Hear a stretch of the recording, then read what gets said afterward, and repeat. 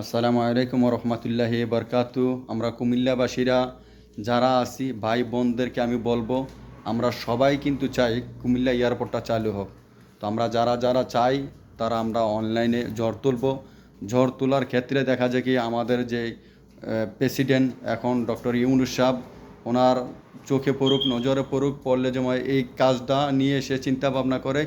তাই আমি বলবো কুমিল্লাবাসীদেরকে সবাই যার যেখান আসেন না কেন সবাই ওই জায়গা থেকে অনলাইনে ঝড় তোলেন যে আমরা কুমিল্লা এয়ারপোর্টটা চাই। কারণ কি আমাদের এই কুমিল্লা এয়ারপোর্ট যদি চালু হয় তাহলে কিন্তু আমাদের জন্য অনেক সুযোগ সুবিধা ফিরে আসবে।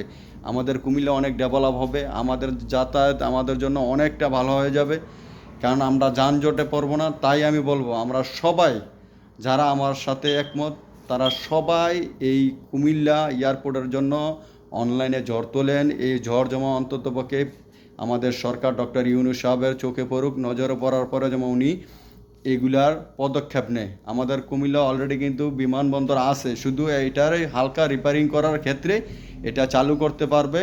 তাই আমি বলবো আমরা যারা ভালোবাসি কুমিল্লাকে, যারা আমরা কুমিল্লার জনগণ ভালোবাসি আমাদের দেশকে, তাই আমরা চাই এই কুমিল্লা এয়ারপোর্টটা ইনশাল্লাহ চালু হোক।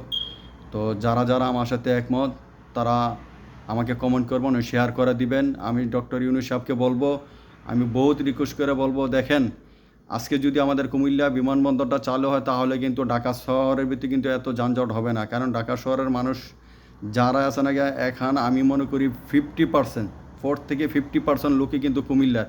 তো যখন আমাদের কুমিল্লা বিমানবন্দর চালু হয়ে যাবে তাহলে দেখা যায় আমাদের এখানেও বিজনেস শুরু হয়ে যাবে কুমিল্লার ভিতরে। আমরা এখান থেকে আর ঢাকা যাওয়া কোনো দরকারে লাগবে না। তখন দেখা যায় ঢাকা সিটির ভিতরে এত যানজট হবে না, গাড়ি ঘোড়া কমে যাবে ও জনসংখ্যাও কমে যাবে।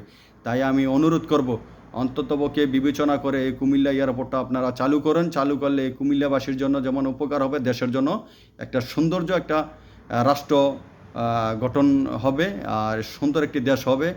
এই কামনা করে আমি বিদায় নিচ্ছি। সবাই সুস্থ থাকেন, ভালো থাকেন। আসসালামু আলাইকুম রহমতুল্লাহি ওয়া বারাকাতুহু।